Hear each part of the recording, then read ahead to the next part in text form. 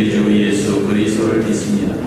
그는 성령으로 잉태되어 동정녀 마리아에게서 나시고 본디오 빌라도에게 고난을 받아 십자가에 못 박혀 죽으시고 장사된 지 사흘 만에 죽은 자 가운데에서 다시 살아나셨으며 하늘에 오르시어 전능하신 아버지 하나님 우편에 앉아 계시다가 거기로부터 살아있는 자와 죽은 자를 심판하러 오십니다. 나는 성령을 믿으며 거룩한 공교회와 성도의 교제와 죄를 용서받는 것과 몸의 부활과 영생을 믿습니다. 아멘. 교동문 21번 시편 34편입니다.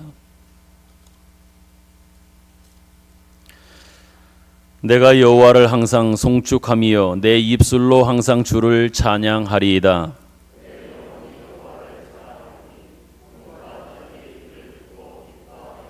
나와 함께 여호와를 광대하시다 하며 함께 그의 이름을 높이세.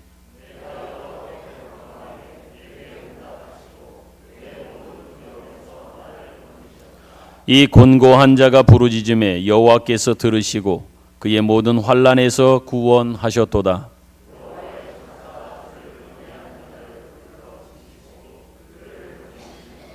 너희는 여호와의 선하심을 맛보아 알지어다. 그에게 피하는 자는 복이 있도다.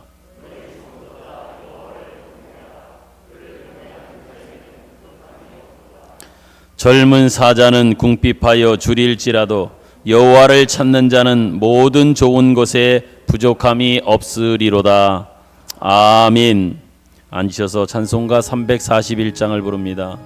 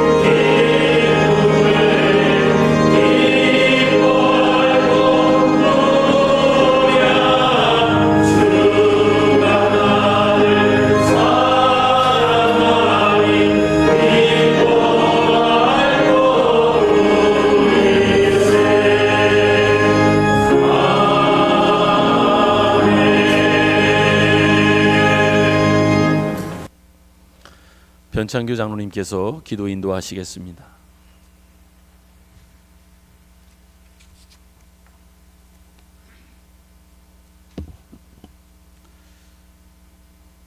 모든 피조물에게 햇빛과 비를 공평하게 주시는 은총의 하나님, 경외하며 찬양드립니다.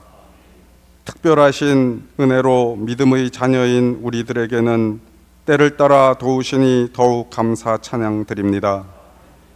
아뢰지 않아도 우리 필요를 아시고 언제나 채워주시는 하나님께 감사 찬양 드립니다. 힘든 세상, 유혹이든 질병이든 시험이든 감당할 만큼만 주시고 피할 길을 예비하시는 은혜에 감사와 찬양 드립니다. 돈과 힘으로도 못 가고 권력과 지식으로도 못 가며 이쁘고 착해도 못 가는 곳 하나님 나라의 자녀 삼고 소중한 예배 드리게 하시니 더더욱 감사드립니다. 은혜 베품을 즐기시는 하나님, 크신 계획과 섭리 가운데 이곳에 교회를 세우시고 지금까지 역사하게 하심을 감사드립니다. 크고 작은 어려움도 있었지만 복음을 전하는 교회의 역할을 감당케 하고 성도는 진리의 파수꾼 역할을 하게 하시니 감사드립니다. 돌이켜보면 믿음의 자녀라고 하면서도 믿지 않는 사람들과 똑같이 세상의 것들을 추구하였으니 용서하옵소서. 육체는 물론 정신적 약함도 채워줄 것 같은 것들을 쫓았으니 용서하옵소서. 우리가 주님께 기쁨 드리는 것보다 세상 사람들에게 잘나 보이려 한 것들 있으니 용서하옵소서. 짧은 육신의 때에 매여 영혼의 때를 준비하기보다는 세상의 평안함을 찾고 있는 어리석음도 용서하옵소서. 하나님 아버지의 이름이 거룩히 여김을 받으며 하나님의 권세가 임하길 간구합니다. 모든 사람이 구원받길 원하시는 아버지의 뜻이 이루어지길 간구합니다. 가족과 친척 그리고 지인과 만인을 위해 기도하고 복음을 전하며 성령님의 도우심으로 구원받게 하옵소서. 교회의 어린이부터 어르신까지 하나님이 주시는 소명과 진로와 학업과 건강과 물질의 행복이 필요한 만큼의 절제된 소원으로 이루어지길 간구합니다. 주님의 몸된 교회를 위하여 온 마음과 온 뜻을 다해 헌신하며 충성된 주님의 자녀들이 되게 하옵소서. 다가오는 90주년 창립 예배의 준비, 기도와 순종 그리고 성령님의 도우심으로 하나님의 뜻이 이루어지게 하옵소서. 고향을 떠난 믿음의 가족에겐 뒤를 돌아보는 기쁨이 되며 믿음 생활에서 잠시 떠난 자들에겐 돌아오길 기다리시기는 탕부 하나님을 만나는 역사가 일어나게 하옵소서. 교회가 작지만 자랑할 것 많은 교회 되길 간구합니다. 성도들의 웃음이 넘치는 교회, 기쁨이 넘치는 교회, 기도가 끊이지 않는 교회, 감사가 넘치는 교회 되게 하옵소서. 하나님 말씀을 선포합니다. 목사님 강건케 하옵소서. 가정이 평강케 하옵소서. 모든 성도들에게 악하고 부정한 것은 사라지고 오직 예수, 오직 성령, 주님 권능만 역사하게 하옵소서. 구원의 감격이 회복되고 심령이 부흥케 하옵소서. 이곳에서 또 영상 예배로 참여한 성도들 진리를 보는 눈을 뜨고 주님 음성을 듣는 귀를 열어 주옵소서. 성령님의 도우심으로 이리가 득세하는 세상으로 파송될 때 이기는 삶, 승리하는 삶, 칭찬받는 삶을 살아내게 하옵소서. 기도하는 찬양대의 찬양을 받아 주옵소서. 예수님 이름으로 기도드립니다. 아멘.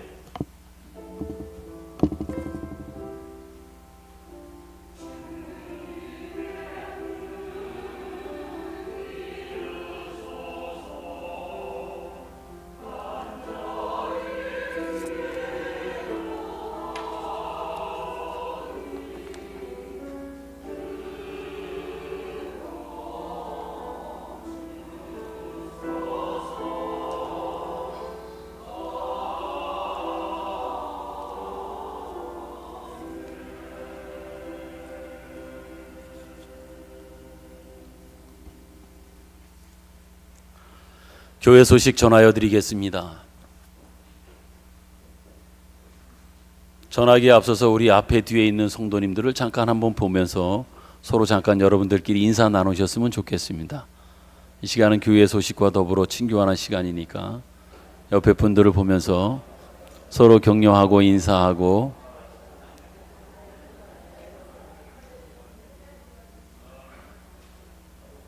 그러면서 누가 오셨는가 또 누가 오시지 못했는가 서로 보셨으면 좋겠습니다.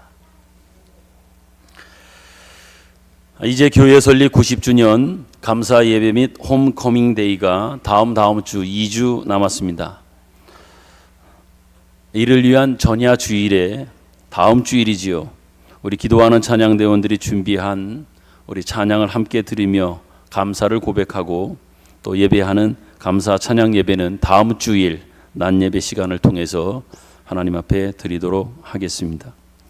홈커밍 데이 초대장을 안내석에 준비해 놓았고 특별히 모바일 초대장이 필요하신 분들은 언제든지 전화 저희 교육자들에게 이야기해 주시거나 또 기관의 회장님들께 저희들이 전달해 드렸으니까 필요하신 대로 받으셔서 복사해서 그분들께 보내드리면 되겠습니다. 특별히 이번 90주년 홈커밍 데이는요, 나가 있는 여러분 자녀들도 혹시 오실 수 있으면 연락하셔서 오실 수 있도록 옛적에 어릴 적에 여기서 신앙생활했던 그 과거의 시간들을 추억하고 모 교회인 고향 교회를 한번 방문하고 또 같이 예배드리는 그러한 시간이 되었으면 좋겠습니다. 그래서 여러분의 자녀들, 친지들 한번 연락해 보셔서 이번 한 번만 좀 와다오. 내가 다른 거는 내가 뭐 사달라고 그러지도 않겠는데 이번만은 꼭 한번 와서 옛날 네가 다녔던 교회에서 그 신앙을 다시 한번 생각하고 돌아보고 같이 기뻐하고 축하하는 시간이 됐으면 정말 좋겠다. 이게 내 엄마, 아버지로서 소원이다. 이렇게 한번 자녀들, 친지들에게 이야기하셔서 많은 분들이 함께 오셔서 같이 축하하는 감사하는 시간이 되었으면 좋겠습니다. 그동안 안 나오셨던 분들께도 여러분들께서 혹시 연락을 하시고 교회적으로 연락을 할 것이지만 여러분 주변에 있는 분들 같이 연락하셔서 총동원되어지는 그런 주일로 지켰으면 좋겠습니다. 오늘 오후 예배에는 최민호 집사님 아드님이신 최용훈 목사님 수원 평화로운 교회에서 사역하고 계신데요. 오셔서 말씀을 전해 주시겠습니다.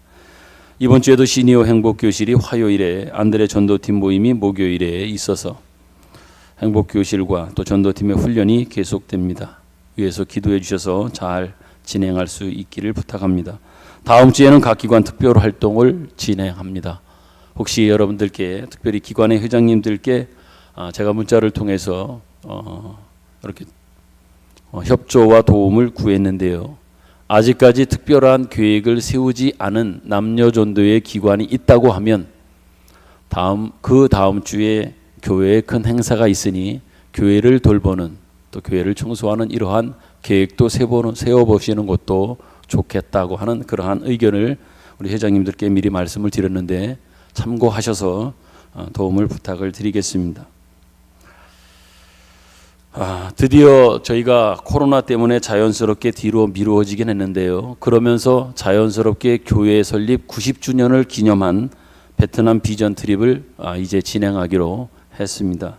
어제 당회를 통해서 확정을 짓고 이제 저희들이 준비하고 진행하려고 합니다.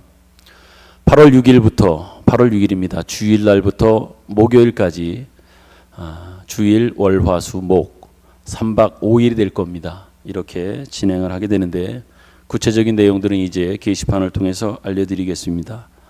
이를 위해서 기도해 주시고 많은 분들의 참여가 있었으면 좋겠습니다. 유초등부 아이들로부터 장년부 예류까지 모든 사람이 대상이 됩니다. 꼭 많은 분들이 참여하셔서 좋은 은혜로운 시간이 되었으면 좋겠고 특별히 많은 발걸음을 하고 하는 그러한 이번 비전 트립의 일정은 아닙니다. 교육 봉사활동, 사랑의 집짓기 돕는 활동 이런 것들을 중심으로 크게 많은 동선을 우리가 움직이지 않고 진행하는 일인 만큼 시간을 내기 많이 어렵긴 하겠지만 조정하셔서 여러분들의 참여를 부탁합니다. 특별히 이를 위한 비용은 여러분께 좋은 희소식인데요. 여기에 소요되는 그 비용의 50% 이상을 교회에서 준비하고 여러분들이 준비하는 것은 작게는 우리 학생들 같은 경우는 한 30%, 우리 교인들 같은 경우는 한 40%만 본인이 부담하고 60, 70%에 되는 비용은 교회에서 준비하기로 그래 당회 결의를 했습니다. 이를 위한 준비를 미리 해 놓았고요. 그러니까 여러분들의 많은 참여 부탁합니다. 덧붙여서 제가 여러분들께 저금통을 드렸지요. 저금통을 드려서 이를 위한 후원금 저금통을 준비해서 지금 여러분들이 계속 모아오고 있는 줄 아는데 지금까지 14분이 봉헌해 주셨습니다. 제가 그래서 지난주 중에 그걸 가지고 은행에 가서 하나하나 기도하는 마음으로 배를 갈라 그래서 저금의 새로이 비전 트립을 위한 통장을 하나 만들어서 그곳에 한 분 한 분 이름을 넣어가면서 이제 입금을 했습니다. 14분이 가져오셨는데 그 합계된 금액이 거기 있는 것처럼 72만 7,680원. 어떤 분은 그 저금통에 10만 원 가까이 들어간 사람도 있고 또 여러분들이 아주 적극적으로 참여해 주셨습니다. 평균 5만 원 이상이 그 저금통 안에 들어있더라고요. 그 적은 것 안에 그렇게 많이 들어갈 줄은 몰랐습니다. 물론 집회도 있지만 집에서 지금 잘 키우고 있는 돼지들 조금만 더 살찌우셔서 배가 차면 교회로 가지고 오시면 아주 유용하게 쓸 것이라 생각합니다. 평균 5만 원 이상이 되었는데요. 100여 명만 참여한다고 하면 500만 원 이상은 아마 그 후원금으로 여러분들 마음이 모아질 것이다 하는 이러한 생각을 가져보게 됩니다. 이미 봉헌해 주신 14분께 권혁원 집사님 외에 13분 먼저 감사를 드리고요. 앞으로도 준비되는 분은 계속해서 가져오실 것을 부탁을 드리겠습니다. 신청서를 안내석에 준비해 놓았습니다. 가시고자 하는 분의 마음이 결정이 되시면 최소한 다음 주 2주 정도의 시간을 여러분께 드리겠습니다. 왜 그러냐면 비행기 티켓을 조금 시간 여유를 두고 하면 조금 더 저렴하게 구매할 수 있기에 여러분의 마음이 결정이 되면 2주 정도 후까지 여러분의 의견을 표시해 주셔서 저희들이 진행하는 데 어려움이 없도록 협조를 부탁을 드리겠습니다. 기독교 대한성결교회 117년차 교단총회가 금주에 있습니다. 화요일, 수요일, 목요일 23, 24, 25인데요. 저희 교회에서는 저와 윤용호 장로님, 김성호 장로님 세 사람이 대의원으로 참석을 해서 총회에 다녀오겠습니다. 성총회가 될 수 있도록 기도해 주시길 바랍니다. 특별히 전례가 없이 지방에 제가 회장이고 우리 김성호 장로님이 부회장인데요. 거기에 윤용호 장로님까지 대의원이 돼서 강원 지방의 대의원이 8분인데 8분 중에 3사람이 저희 교회가 대의원이 돼서 참석을 하게 되는 어떤 영예나 기쁨을 저희들이 가지게 되었습니다. 잘 다녀올 수 있도록 여러분 기도를 부탁하겠습니다. 남전도 회원들에게 광고 드립니다. 오늘 낮 예배가 끝나면 본당에서 바로 남으셔서 남전도 회원들의 전체 모임을 갖는다고 합니다. 의제는 남전도회 연합회, 강원지방 남전도 연합회가 주관하는 체육대회 족구를 중심으로 한 체육대회권에 대해서 같이 의논한다고 하니 남전도 회원 되시는 분들은 다 잠깐만 남아주실 것을 부탁을 드리겠습니다. 이 시간 같이 우리 서로 축복하는 시간을 갖겠습니다. 평화 하나님의 평강이 당신의 삶에 넘쳐나기를 우리 시간들을 통해 축복합니다.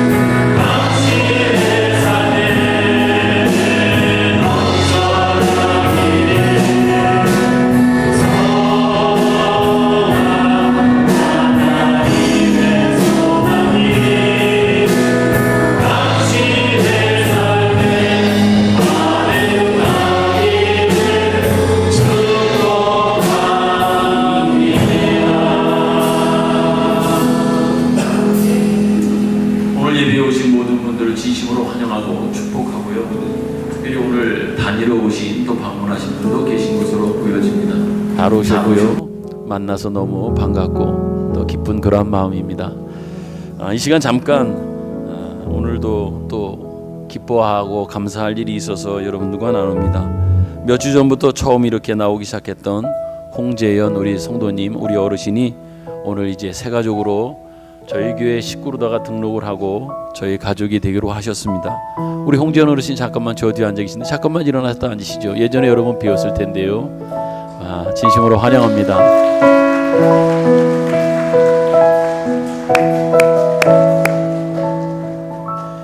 저희 가족 되신 거 진심으로 환영하고요. 우리 어르신의 친 가족들도 있겠지만 가족과 같은 그 마음으로 우리 어르신을 잘 섬기고 또 서로 사랑하는 그런 마음으로 가족된 어떤 모습으로 살아갔으면 좋겠습니다.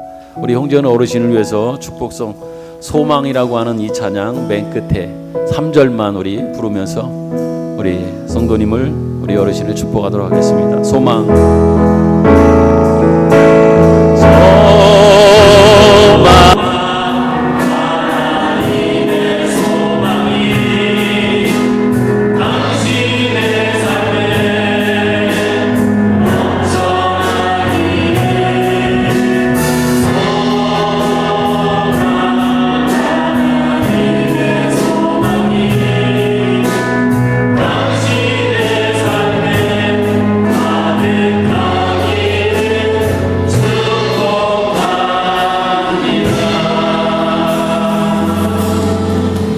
환영합니다. 박수 한번 할까요?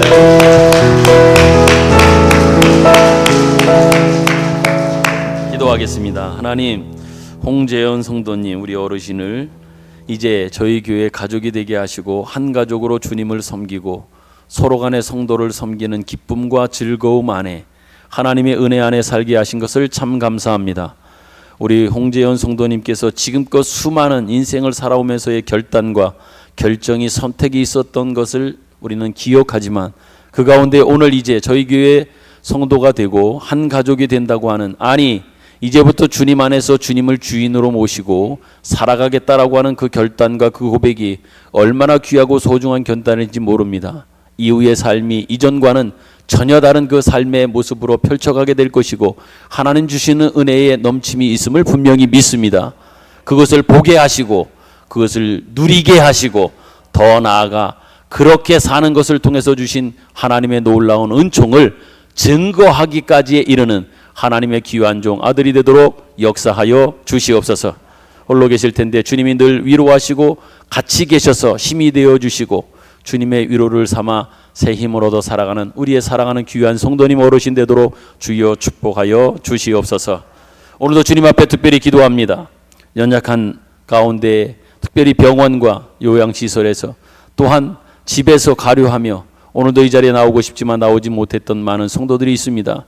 주님 저들을 찾아가 위로하여 주시고 예배하는 모든 성도들의 마음과 그들의 아버지 하나님 심령 가운데 하나님 주시는 위로와 소망이 평강이 넘치도록 역사하여 주옵소서. 오늘도 주의 말씀을 듣고자 합니다. 하나님 아버지께서 말씀하옵소서.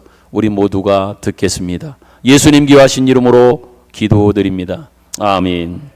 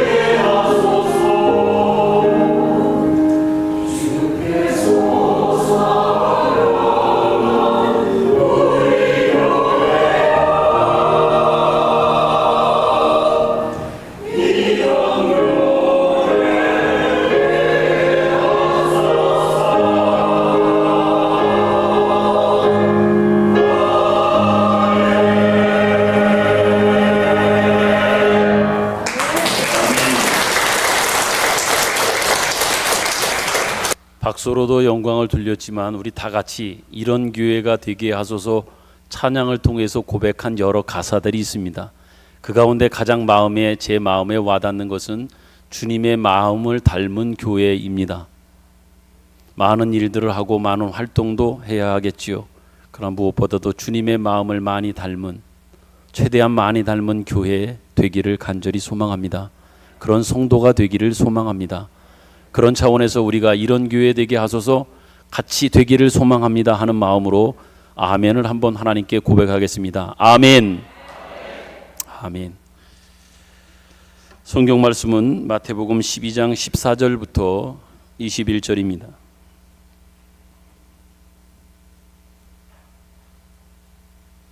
마태복음 12장 14절부터 21절 교독하겠습니다. 14절 바리새인들이 나가서 어떻게 하여 예수를 죽일까 의논하거늘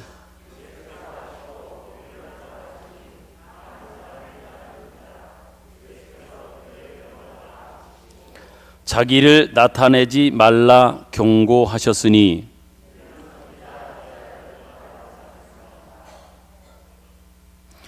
보라 내가 택한 종 곧 내 마음에 기뻐하는 바 내가 사랑하는 자로다.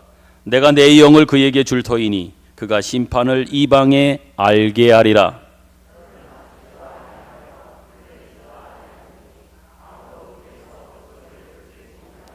상한 갈대를 꺾지 아니하며 꺼져가는 심지를 끄지 아니하기를 심판하여 이길 때까지 하리니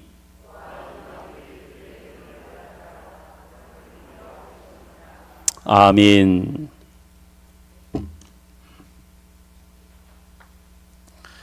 우리는 지난주에 지금 여러분들과 제가 읽은 본문 말씀을 중심으로 예수님의 메시아직에 대한 증거가, 예수님의 메시아성에 대한 증거가 단순하게 능력이나 밖으로 드러나는 어떤 기적으로 확인되지 않고 오히려 예수님의 인격과 성품으로 메시아직이 증거된다라고 하는 것을 살펴보았습니다.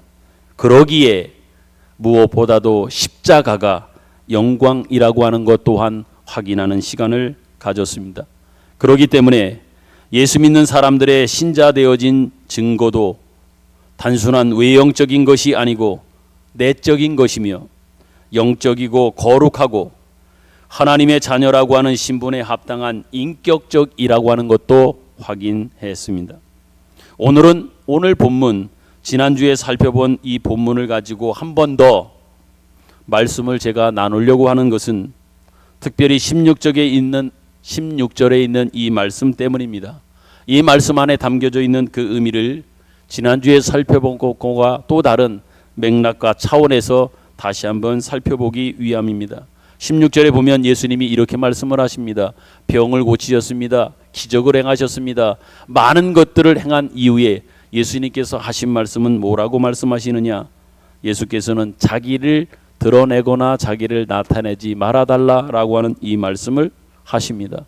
그것을 어찌 보면 경고로서 당부로서 말씀하시는 이런 모습을 보게 되는데, 오늘은 이 말씀을 통해서 우리 예수 믿는 사람들이 이 세상을 살아갈 때에 당하는, 현실적으로 직면하는 삶의 현장 속에서 우리 예수 믿는 사람들이, 신자들이, 성도들의 확인의 문제는 뭐냐, 이것을 살펴보기 위함입니다. 쉽게 말하면 성도들이 이 세상을 살아갈 때 어떻게 우리들이 세상 속에서 확인되어지는가, 어떤 모습으로 드러나야 하고 어떤 모습으로 확인되어져야 진정한 신자의 모습인가라고 하는 이 문제에 대해서 좀 더 깊은 그러한 고민, 그 묵상을 여러분들과 해보기를 원합니다. 여러분, 예수님께서는 분명히 귀신을 쫓아내고 기적을 이루시는 이 일들을 행하셨습니다. 다시 말해 능력이라고 하는 것들만을 모델로 해서 생각해 본다면 성도의 신앙 현실은 승리가 있을 것이고 힘이 있을 것이고 그리고 능력도 있게 됩니다. 또 드러나게 됩니다. 그러므로 인하여 자연스럽게 신자된 현실도 그와 같은 것에만 근거하여 생각해 본다면 능력을 추구하게 되고 능력을 소원하게 될 것입니다. 그렇지만 예수님께서 오늘 본문의 말씀대로 자신을 나타내지 말라고 하는 이러한 말씀과 또한 예수님의 가장 오셔서 행하신 일들의 가장 중요한 사건이 뭡니까? 그것은 십자가에서 죽으시니라고 하는 것을 우리는 압니다. 이런 것들에 근거하여 우리가 진정하로 예수님이 누구시며 예수님께서 메시아로 오셔서 하신 일에 대한 가장 핵심적인 일이 무엇인지 알고 우리가 바로 이해한다고 하면 우리는 우리의 신자된 그 삶이 결코 드러나거나 화려하거나 멋진 것만이 아니라 묻히고 오해받고 외면당하는 것이 정당한 길이라고 하는 것들을 알게 될 것입니다. 그렇지만 여러분, 불행하게도 어느 시대에나 예수 믿는 사람들의 가지는 대부분의 오해가 있습니다. 이것은 뭐예요? 외적인 승리나 형통함으로 치우쳐져 있다라고 하는 겁니다. 내면적으로 예수님의 인격과 성품을 통해서 우리가 가지게 되고 그러한 것들로 드러나는 것이 아니라 대부분 많은 성도들이 옛적부터 그러했고 지금도 많은 그러한 모습들을 우리가 발견하는 어떤 신앙상의 오류, 오해는 바로 뭐냐? 외적인 것에 관여하고 그것으로 확인하려고 하고 또한 외적인 것에 치우치다 보니 형통하냐 그렇지 않느냐라고 하는 것으로 어떤 성도의 자기 신앙에 확인하는 이런 모습을 많이 가지고 있단 말입니다. 그러한 차원에서만 본다면 예수님께서 자신을 나타내지 말라고 하신 이 말씀은 솔직하게 오해했던 과거의 사람들이나 지금 오해하고 있는 성도들, 이 모든 사람들은 솔직히 자신을 나타내지 말라고 하신 이 말씀이 외면당하고 있다고 해도 과언이 아닐 것입니다. 여러분, 우리는 예수님께서 예수님의 동족들인 이스라엘 백성들에게 배척을 받았다라고 하는 것들을 압니다. 아는 것만으로 아니라 여러분이 분명히 기억하고 잊지 말아야 할 겁니다. 다시 말하면 메시아를 기다리고 있는 이스라엘 백성들에게 오히려 메시아가 오셨음에도 불구하고 그들에 의하여 배척을 받았단 말입니다. 이처럼 오늘날 예수 믿는 우리들도 믿지 않는 세상 사람들 앞에 서게 될 때에 결코 저들과 싸우려고, 저들을 이기려고, 저들을 넘어서려고, 저들을 짓밟아 그 위에 이겼다고 하는 깃발을 꽂기 위해서 서 있거나 그렇게 살아가는 우리들이 아니란 말입니다. 심지어 우리는 우리가 받은 바 은혜나 우리가 가진 생명을 그 세상 사람들에게 나누려 주려고 한다고 할지라도 심지어 그들로부터 배척을 받거나 또 그들로부터 핍박을 받는다고 하는 이 사실도 우리는 잊지 말아야 할 것입니다. 이처럼 예수님 시대의 사람들이 하나님의 일하심에 대한 이해가 부족함이 있어서 또한 부족함을 우리가 보면서 오늘 우리 신자들은 성도된 자리를 지켜가는 그 힘과 지혜 또한 통찰과 분별이 절대적으로 필요하다라고 하는 것을 여러분들께 분명히 말씀을 드립니다. 심지어 예수님은 자신의 동족뿐만 아니라 더 나아가 자신의 고향에서조차 환영을 받지 못했다고 하는 것을 우리는 분명히 잘 알고 있습니다. 동족들 뿐만 아니라 자기 고향, 친지들, 심지어 가족들에게도 처음에는 환영받지 못했습니다. 누가복음 4장 24절로 한번 같이 읽도록 하겠습니다. 읽습니다. 시작. 또 이르시되 내가 진실로 너희에게 이르노니 선지자가 고향에서는 환영을 받는 자가 없느니라. 아멘. 선지자가 고향에서는 환영을 받는 자가 없다. 여러분, 이 말씀이 어떤 의미입니까? 무슨 뜻입니까? 예수님은 분명히 저들이 기다리는 메시아가 맞습니다. 그럼에도 불구하고 저들은 왜 오신 메시아를 이렇게 배척하고 있는가? 그 이유는 어디 있을까요? 그것은 저들이 기다리는 메시아는 눈앞에 보이는 문제를 해결하는 메시아였기 때문에 그러한 자신의 현실적 문제를 해결해 주지 않는다거나 자신의 기대를 만족시켜 주지 않는다라고 하는 것 때문에 오신 메시아는 동족들에게도 심지어 가족들에게도 배척을 받으셨던 겁니다. 달리 말하면 참된 메시아이신 예수님은 저들을 죄와 사망에서 구원하러 오신 것인데 이스라엘 백성들이 기다리는 메시아는 뭡니까? 자기의 욕심을 채워주고 자기가 처해져 있는 여러 문제를 해결해 주는, 즉 알라딘의 요술 램프에 나오는 어떤 요정과도 같은 모습으로 또 그러한 일들로 그러한 메시아를 기대했고 그러한 메시아였으면 좋겠다고 하는 그 생각을 갖다 보니 오신 메시아에 대한 이런 증오와 배척을 하게 되었던 겁니다. 다시 말씀드리지만 여러분, 이스라엘 백성들의 메시아에 대한 기대는 힘을 가진 자로 와서 현실적 문제를 해결해 주어야만 하는데, 오히려 메시아로 오신 예수님은 어떠했습니까? 말구유에서 태어났습니다. 약한 자와 함께합니다. 또한 그 약한 자들의 편을 들어줍니다. 또한 죽어가는 영혼들을 회복하고 그들을 온전하게 하는 이 일들을 진행합니다. 그렇다 보니 이스라엘 백성들로서는 메시아를 기다렸는데, 현실적 자기의 문제와 궁핍함과 소원을 이루어주기를 바랬는데, 이것과 너무나 동떨어져 있고 이것과 다른 모습을 하고 있는 예수, 그 일을 하고 있는 그 예수가 그들의 눈에는 못마땅하게 여겨졌던 겁니다. 그러다 보니 예수님을 배척할 수밖에 없었던 겁니다. 여러분은, 우리는 여기서 아주 귀중한 교훈을 얻게 됩니다. 그건 뭡니까? 우리가 예수를 믿는다고 하는 것, 하나님의 백성이 되고 하나님의 백성으로 살아간다라고 하는 것, 이것이 우리가 어떤 기대나 보상으로 각자의 마음속에 그려져 있는가라고 하는 이 문제가 중요하다라고 하는 교훈을 갖게 되는 겁니다. 달리 말씀드리면, 내가 예수 믿는 것이 무엇이냐, 하나님의 백성이 되었다고 하고 하나님의 백성으로 살아간다라고 하는 이것 속에 담겨져 있는 의미, 또한 그 예수를 믿는다라고 하는 것 속에 우리가 갖게 되는 기대와 어찌 보면 그 보상이 무엇이냐, 어떤 것이냐라고 하는 것에 대한 각자가 가진 이해가 우리의 신앙을 더욱더 바른 길로 나아가게 할 수도 있지만, 오히려 잘못된 길로 가고 오신 메시아를 배척하는 모습으로도 나아갈 수 있다라고 하는 아주 중요한 시금 속에 좋은 교훈을 우리는 얻게 되는 겁니다. 그렇기 때문에 이 부분을 우리는 분명하게 확인하고 마음에 새겨야 될 중요한 문제로 가지고 있어야 됩니다. 각자의 마음 속에, 각자의 생각 속에 예수가 누구냐, 어떤 분이냐 할 때 여러분이 갖고 있는 예수 믿음을 통한 그 기대와 보상이 뭐냐? 단지 이스라엘 백성들처럼 힘과 권력과 명예와 어떤 단순한 현실적 형통함만을 추구하고 그것을 기대와 보상으로 여러분들이 삼는다면, 똑같이 오신 메시아를 배척했던 이스라엘 백성들의 전철을 되밟을 수밖에 없는 우리가 된다라고 하는 얘기죠.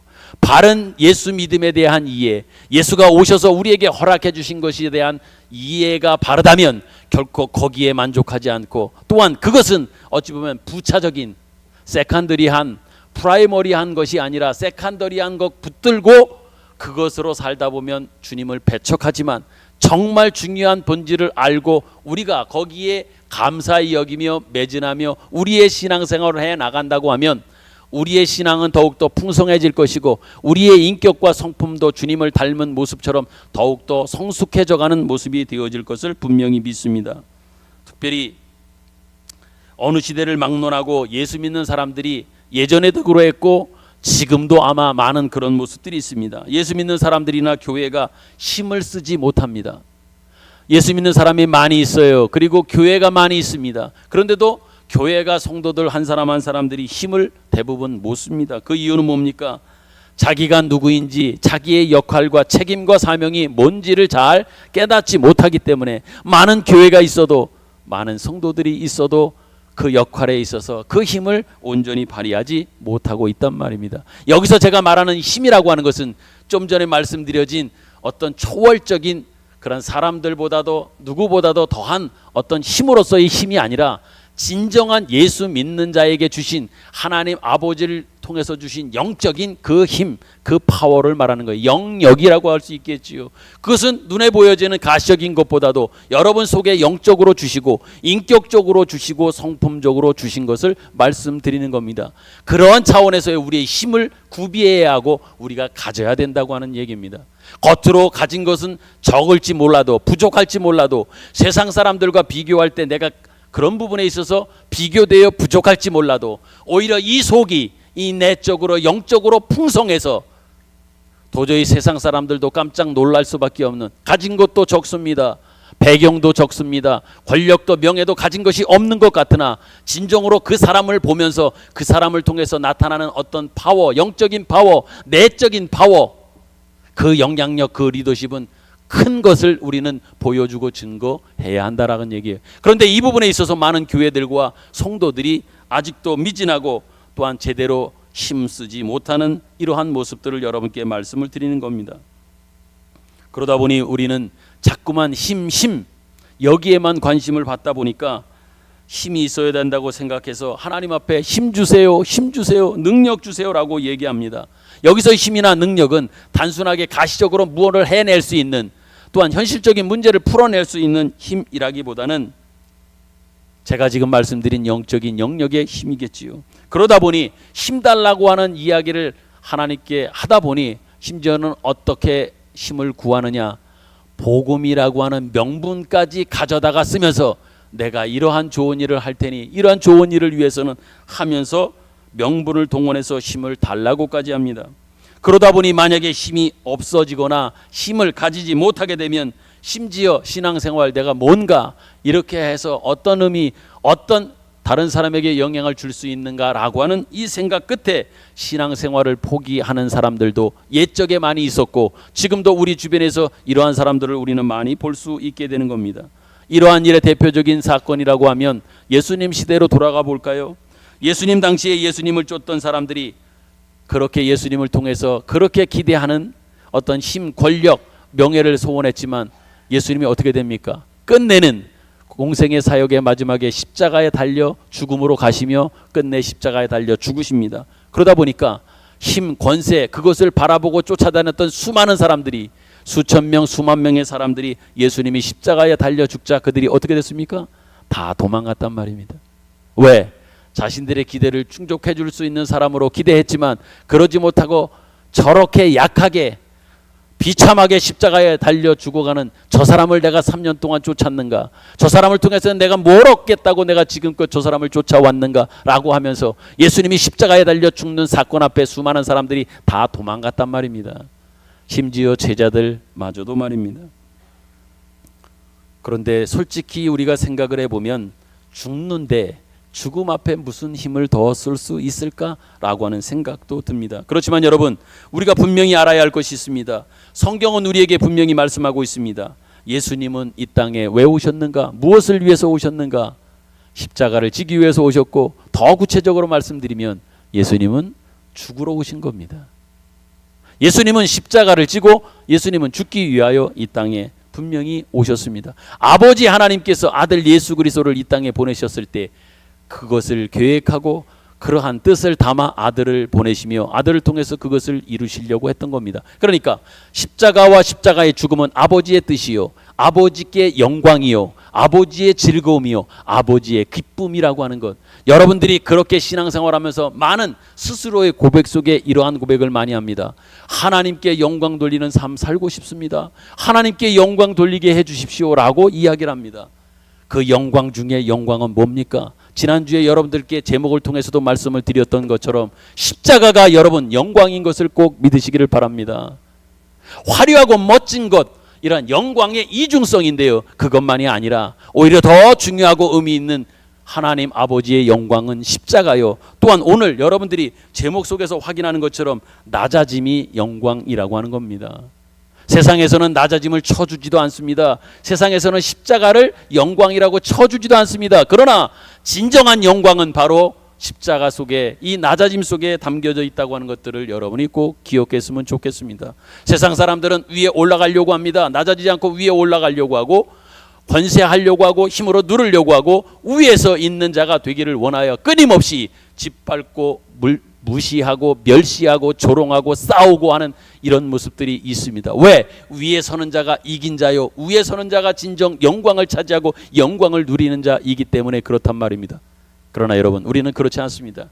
진정한 하나님 아버지께서 영광으로 삼으시고 영광되다고 하시는 것이 뭐냐? 가장 좋아하시는 것이 뭐냐? 그것은 바로 십자가입니다. 그러기에 아들 예수 그리스도를 보내셔서 뭘 하셨습니까? 하신 일에 가장 중요한 것은 뭐냐 말이에요. 십자가를 지게 하셨고 십자가의 길을 걷게 하신 겁니다. 그게 하나님 아버지가 가장 좋아하시고 가장 기뻐하시는 일이기 때문에 그렇게 한 것입니다. 그렇다고 하면 여러분도 저도 정말 영광되게 살고 싶습니까? 여러분들이 영광되는 일을 하고 싶습니까? 그렇다면 여러분도 우리도 동일하게 십자가를 지고 십자가의 길을 걸어야 될 줄로 믿습니다. 외면하지 마십시오. 영광된 길입니다. 영광된 일에 동참하는 사건이란 말입니다. 성경 말씀에 의원아 너를 고치라고 하는 이 말씀과 관련돼서 그런 말씀을 성경에 하고 있는 것을 볼 수 있습니다. 이 말씀은 어떤 의미냐면 한번 이렇게 생각해 보십시오. 의원아 너를 고쳐라, 의원아 너나 고쳐라, 이런 말입니다. 누가 꾀지대한 사람이 와가지고 돈 버는 법을 가르쳐 준다라고 하면 여러분들이 혹시 믿겠습니까?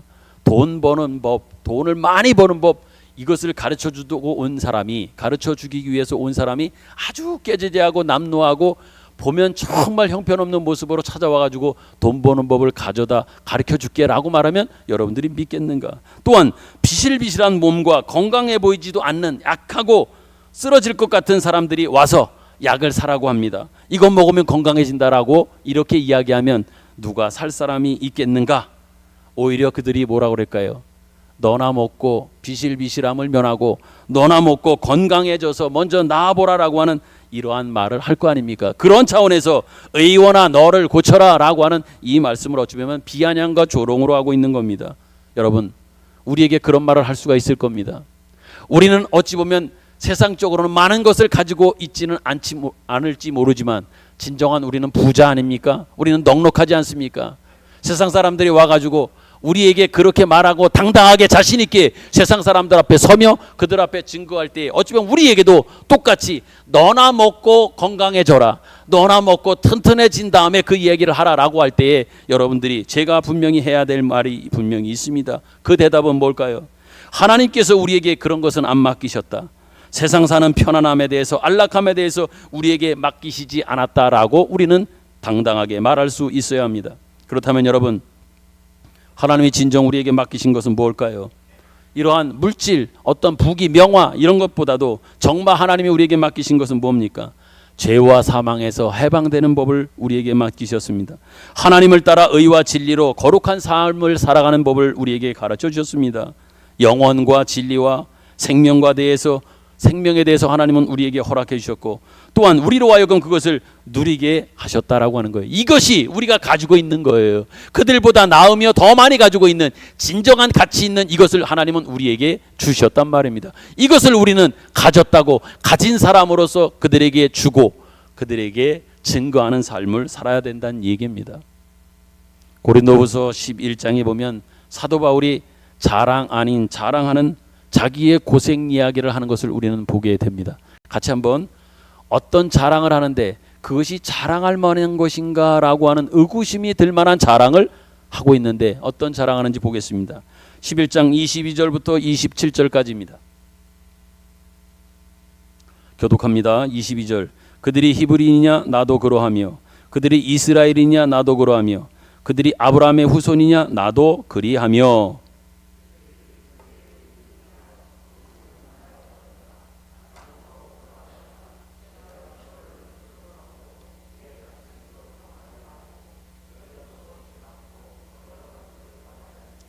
유대인들에게 40에서 하나 감한매를 5번 맞았으며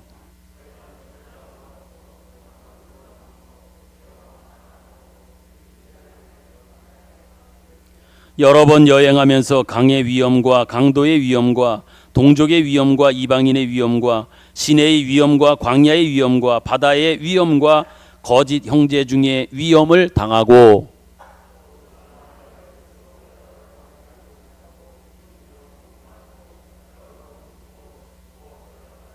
아멘. 이거를 지금 같이 여러분 읽었지요. 이 내용을 지금 이야기하는 것이 바울은 솔직히 자랑으로 얘기하는 겁니다. 이게 일반적 우리의 세상적 시각과 판단에서 볼 때 지금 이 고백이 자랑입니까? 그 기준으로 보면 이건 자랑할 게 아니에요. 솔직히 창피한 거예요.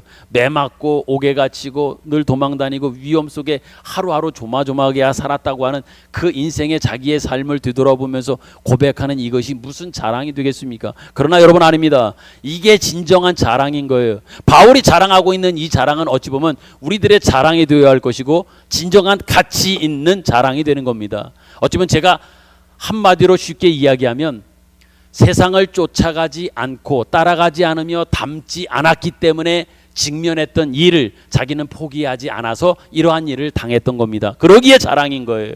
나는 주님을 결코 포기하지 않았다. 주님 걸어가신 그 길에서 한치도 외면하지 않으려고 했다. 그러기 때문에 이러한 일에 직면했고 이렇게 옥에도 갇히고 매도 맞고 위험 속에 살게 되었다라고 하는 얘기입니다. 그러니 얼마나 성도로서 가져야 되는 자랑이냐 말입니다.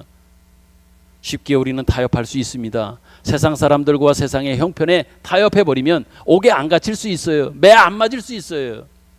타협하면 흘러가는 물줄기에 그냥 죽은 고기들 떠내려가는 것처럼 세상 물결에 같이 휩싸리면 힘들 필요가 없습니다. 어려울 필요가 없어요. 여러분의 삶이 고단할 이유도 하나도 없는 거예요. 그런데 그렇지 않고 거슬러 갔잖아요. 살아있는 물고기가 그 내려오는 물을 거슬러 올라가는 것처럼 자기는 세상의 물줄기가 아닌 쫓아가는 것이 따라가는 것이 아니라 거슬리며 올라가 결국 이렇게 많은 어려움들 힘든 일을 겪게 되었다라고 이렇게 이야기하는 겁니다. 다시 이 말씀을 정리해서 여러분들 그 의미를 말씀드리면 이런 겁니다. 바울이 하는 이야기는요, 세상이 괴롭히고 그에게 협박하는 많은 것들이 있었지만 그 모든 것들은 그가 하는 일에 영향을 결코 줄 수 없었다라고 하는 고백입니다. 다시 말해 내게 능력 주시는 자 안에서 후에는 바울이 이러한 자랑을 한 후에 나중에 빌립보 옥에 감옥에 갇히지 않습니까? 갇혀서는 뭐라고 그런지 압니까? 자신이 지금 옥에 갇혔는데 내게 능력 주시는 자 안에서 내가 모든 것을 할 수 있느니라 라고 이렇게 고백을 하고 있습니다. 결국 이 말씀은 오직 예수님께서 주시는 힘으로만 할 수 있는 것이고 해야 되는 것이지 세상이 주는 힘으로 하는 것이 아니다 라고 말합니다. 그렇기 때문에 세상은 아무리 이 일에 대하여 생생될 것도 없고 방해할 것도 없다고 하는 차원에서 바울은 나중에 내게 능력 주시는 자 안에서 내가 모든 것을 할 수 있다라고 하는 빌립보서 4장 13절의 그 고백을 할 수 있게 된 겁니다. 더 결론적으로 이 말씀의 의미를 말씀드리면 이겁니다. 내게 능력 주시는 자 안에서 한 일이 이꼴 저꼴을 다 보는 고생한 것뿐이지만 나는 하나님의 말씀을 저버린 적이 없다, 외면한 적이 없다라고 하는 고백이 바로 내게 능력 주시는 자 안에서 모든 것을 할 수 있다라고 하는 바울의 고백 속에 담겨져 있는 의미입니다. 여러분 혹시 여러분의 신앙생활에 신자 되었음에도 불구하고 어떤 기쁨이 없습니까? 신자 되었음에도 불구하고 감사가 잃어버려졌습니까? 혹시 그런 사람이 있다면 그 이유가 뭘까 한번 생각해 보시기 바랍니다. 일반적으로 그러한 사람들의 대표적 이유는 자기가 지금 힘없는 자리에 있다고 생각하기 때문에 감사가 없습니다. 기쁨이 없습니다. 의미를 못 찾는 겁니다. 다시 말해 하나님께서 여러분에게 아무것도 안 주었다고 생각하기 때문에 신앙생활 속에 기쁨이 없어요. 즐거움이 없어요. 감사가 없어요. 늘 즐거움이 없단 말입니다. 그러나 절대로 아무것도 주지 않은 게 아닙니다. 그렇지 않습니다. 예수님께서 십자가에 죽으신 것, 죽은 것이 무슨 의미가 있습니까? 죽음을 통해서 어떤 힘을 발휘할 수 있겠습니까? 그런데 예수님이 십자가에 죽으심으로 온 인류를 구원해 내신 것을 우리는 기억해야 합니다. 죽음이 끝이고 죽음은 마지막이고 죽음은 패배고 죽음은 어찌 보면 가장 실망스러운 일이기도 한 거고 그럼에도 불구하고 하나님 아버지는 아들 예수 그리스도를 십자가에 죽게 하심으로 아니 그 예수 그리스도는 십자가를 지심으로 오히려 온 인류를 구원하는 일들이 십자가를 통해서 가능하게 되었지 않습니까? 또한 스데반 집사를 여러분 잘 알지요. 사도행전 6장에 7집사가 세워지고 7장에 스데반이 설교하는 긴 장문의 설교문이 나오지요. 그리고 나서 선택받고 그는 설교하다 돌에 맞아 죽은 것이 전부. 이렇게 세워놓고 돌에 맞아 죽게 할 거면 왜 세워서 그 돌에 맞아 죽게 하는가? 결국은 세움 받아서 돌에 맞아 죽은 것이 전부라고 하면 무슨 의미가 있는가 생각하지만 스데반이 돌에 맞아 죽은 것으로 끝난 것처럼 우리는 보입니다. 무슨 의미일까? 저것을 통해서 하나님은 무엇을 우리에게 말씀하실까라고 생각해 보면 아무것도 없는 것처럼 보여지지만 사실은 그 일로 인하여 스데반이 돌에 맞아 죽는 것으로 인하여 사도 바울을 만들어내고 사도 바울이 태어난 것과 같이 여러분 그렇단 말입니다. 심지어 여러분들이 이 세상을 살아가면서 묻혀 있는 것 같고 갇혀 있는 것 같고 매여 있는 것 같은 지금의 여러분의 모양이나 그 현실이 사실은 하나님께서 일하시는 최선의 방법이라고 하는 것을 믿으시기를 바랍니다. 하나님이 일하시는 여러분의 지금의 현실 그 상황 속에서의 십자가를 지고 가고 섬기는 삶으로 살아가는 그 모든 일들이 이것 가지고 이것을 통해서 무슨 일을 만들어낼까? 어떤 일이 일어날까? 걱정하지 마십시오.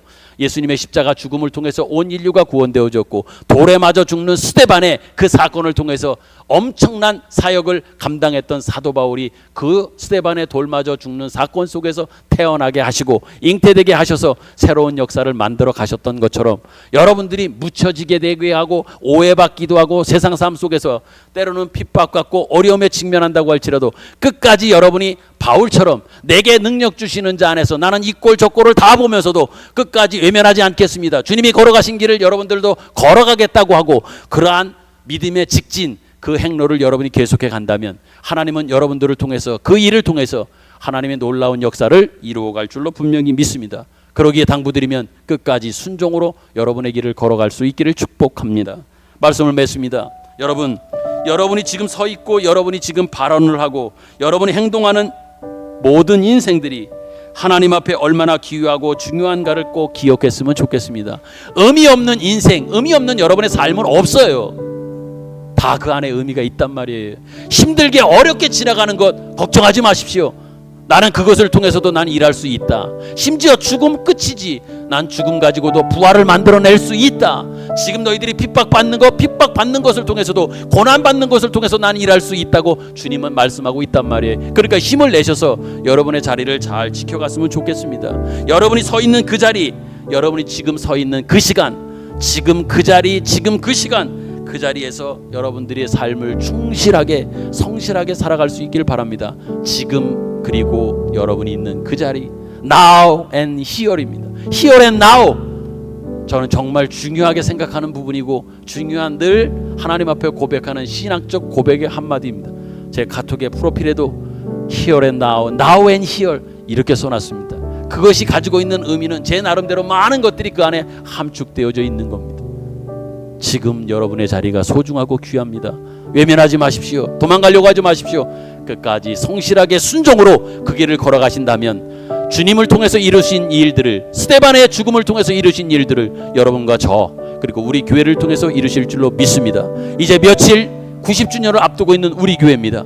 우리 교회가 이렇게 90년이라고 하는 엄청난 역사를 가지고 있지만 한편으로는 그런 사람도 있을 겁니다. 아니 나이를 그렇게 먹었는데 지금까지 해온 게 뭐야? 라고 말할 수도 있을 겁니다. 나이만 많이 먹었지 무슨 어떤 의미가 있는가? 교인이 많은가? 어떤 특별한 이런 것들로 확인하면서 이야기할 수 있을지는 몰라도 걱정하지 마십시오. 여러분들의 그 걱정을 넘어서서 그 걱정을 가지고도 성실하게 달려왔던 우리의 믿음의 선배들과 지금 이 자리를 지키고 있는 여러분과 저를 통해서 하나님은 지금도 일하고 계심을 분명히 믿으시기 바랍니다. 가장 최선의 것을 만들어 가시려고 하면서 지금도 여러분이 성실하게 지켜가는 그 일들을 통해서 일하고 계시고 만들어 가심을 꼭 믿고 성실하게 저와 함께 손잡고 끝까지 걸어갈 수 있기를 간절히 소망하고 축복합니다. 아멘. 주신 말씀 생각하며 우리 찬양을 통해 고백합니다. 진정 하나님 앞에 원하고 진정 바라고 진정 기도하는 것이 있습니다. 이러한 원함과 이 바람과 이 기도를 주님 이루어 주옵소서. 함께 고백하며 이 찬양 드리겠습니다.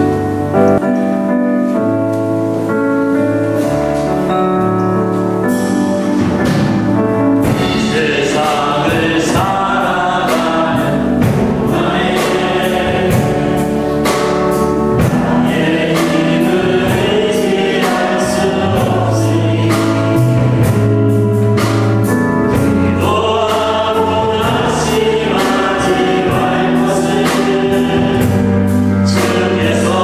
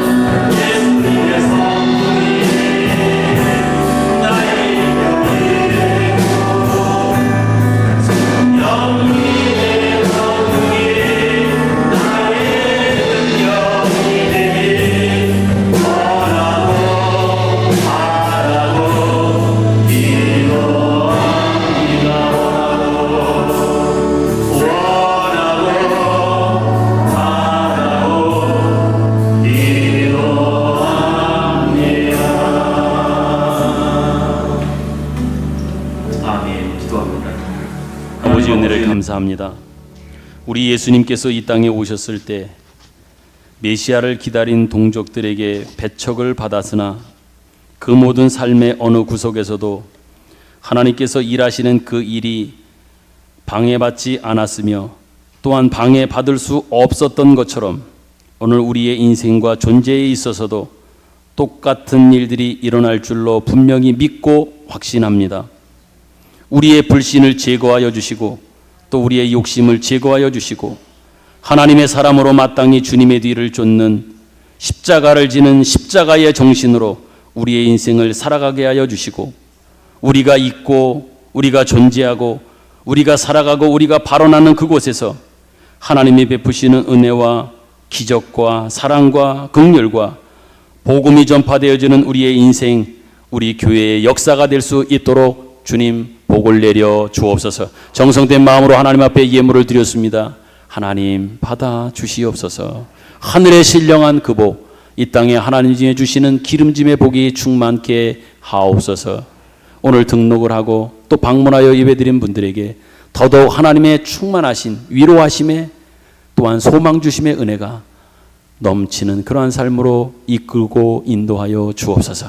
이제는 우리 구주 예수 그리스도의 은혜와 하나님 아버지의 사랑하심과 성령님의 감화와 감동 교통하심이 예배드리고 돌아가는 우리 모두 가운데 영원토록 함께 계시기를 축원하옵나이다. 아멘.